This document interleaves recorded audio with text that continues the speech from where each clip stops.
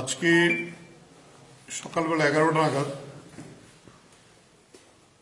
এই গোটা দেশের সঙ্গে দিল্লিতে কৃষক আন্দোলনের করতে গিয়ে যে সমস্ত কৃষকরা আত্মবলিদান করতে হয়েছে এরকম 30 জন সারা ভারত কিষাণ সংঘর্ষ কমিটি ও সংযুক্ত কিষাণ মোর্চা কমিটি তারা সিদ্ধান্ত নিয়েছিল যে এই আন্দোলনে যারা শহীদ হয়েছেন তাদের জন্য শ্রদ্ধা নিবেদন করার জন্য 20 ডিসেম্বর গোটা দেশে পালন করা হবে।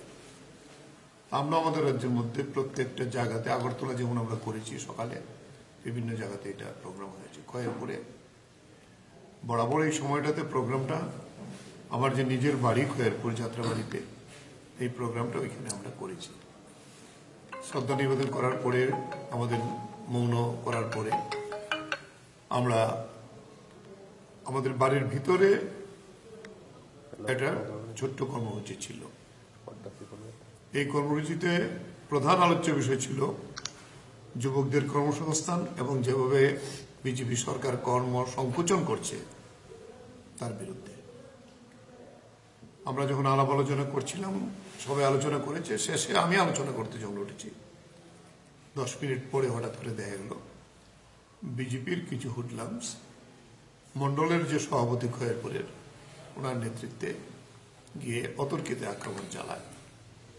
আমাদের সামনে যারা ছিলেন তারাও সেখানে প্রতিরোধ গড়ে তোলেন, নিজেদেরকে রক্ষা করার চেষ্টা করেন, বাড়িতে যাতে আক্রমণ না হয় সেটা প্রতিরোধ করেন। এই প্রতিরোধের সময় আমাদের 2 জন সবচেয়ে গুরুত্বপূর্ণ নেতা, একজন সদারঞ্জন দেব যে জিরানিয়া মহকুমা যুব ফেডারেশনের সম্পাদক মণ্ডলীর সদস্য এবং আরেকজন রতন দাস, সেও একজন লোকাল কমিটির সদস্য।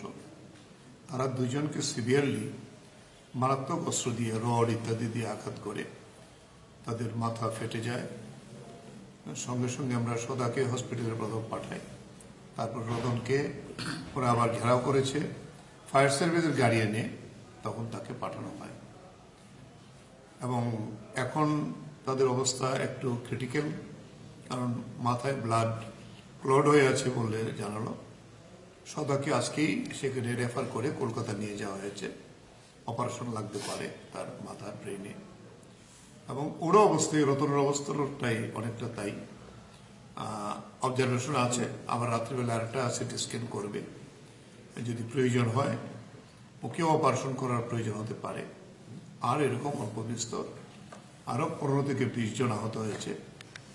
যখন এর পরবর্তী সময়তে আবার এসে ওরা অ্যাটাক করেন, তখন এখানে যারা সাংবাদিকরা কভার করতে গিয়েছিলেন 3 জন সাংবাদিককে তোরা আক্রমণ করে।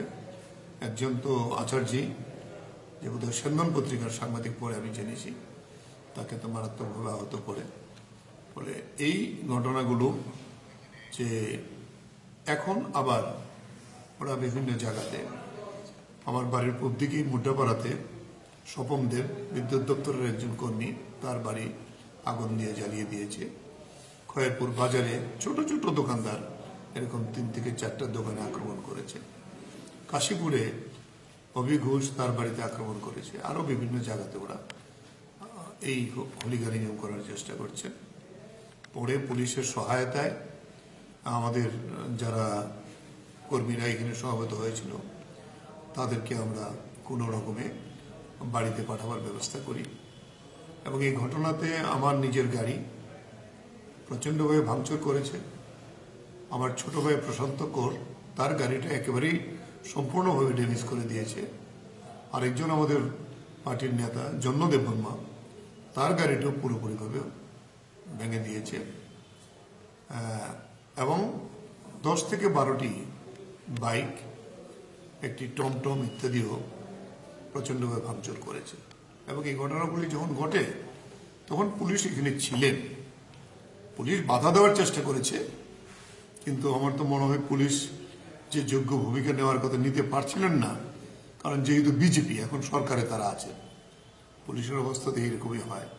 যদিও পুলিশ পরবর্তী সময়তে আমাদের কর্মীদের আনার জন্য কথা বলেছেন। আমি director general, additional director general Rajeev Singh, ওনার সঙ্গে কথা বলেছি, এসপি ওয়েস্টের সঙ্গে কথা বলেছি।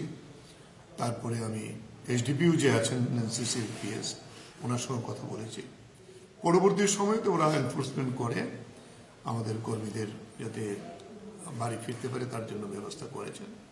আমিও আমার ভাঙা গাড়ি নিয়েই আগরতলা এসেছি। বলে এই যে জঘন্য ঘটনা, তাহলে যারা এখন পশ্চিমবাংলা গিয়ে অভিযোগ করছেন গণতন্ত্র নেই, আজকে ত্রিপুরার মানুষ প্রত্যক্ষ করলো যে আমরা পুলিশকে লোকালি জানিয়েছিলাম, ছিল তারা, হয়তো তারাও অনুমান করতে পারেনি এরকম হতে পারে। অবশ্য পরবর্তী সময়তে পুলিশের উচ্চ আধিকারিকতে যাওয়ার পরে তারা সেরকম ম্যানেজমেন্ট করেছে, কিন্তু ঘটনা তো পুলিশের সামনেও ঘটল। তো পুলিশও নিরাপত্তাহীনতায় ভুগছে আমার মনে হলো আর কি। আমি তো সারাক্ষণ ছিলাম এবং আমারও আঘাত লেগেছে। একজন মহিলার উপরে ঢিল পড়তো, যদি আমি তাকে রক্ষা করার জন্য না যেতাম তাতে আমার হাতেও আঘাত লেগেছে। তাহলে এই ধরনের যে অমানবিক নৃশংস ঘটনা, মারাত্মক অস্ত্র পুলিশের সামনে নিয়ে দা, লাঠি, বল্লম ইত্যাদি নিয়ে এসে অ্যাটাক করেছে। এই জায়গায় দাঁড়িয়ে আমার বাড়ির যে সিসিটিভি আছে বিভিন্ন, তাতেও ফুটেজে সবটা রক্ষা হয়েছে। আপনাদের মধ্যে কয়েকজন এখানে গিয়েছিলেন, তারাও বিষয়টা দেখেছেন। আমি বলবো যে এফআইআর আমরা করবো, সবাইকে আমরা চিনেছি, এরকম 30-35 জন নামও আমি জানি যারা হয়েছে। আমরা এখন তো এতক্ষণ তো আর আমাদের পক্ষে এফআইআর করা সম্ভব হয়নি। এখন আমাদের অ্যাডভোকেট বন্ধুরা এসছেন, তারা এটা রেডি করছেন। কিন্তু আমরা বলবো যে এটা চলবে কিনা এই বিষয়টা বিজেপি সরকারের মুখ্যমন্ত্রী, স্বরাষ্ট্রমন্ত্রী, ওনার কাছে আমরা বলতে চাই।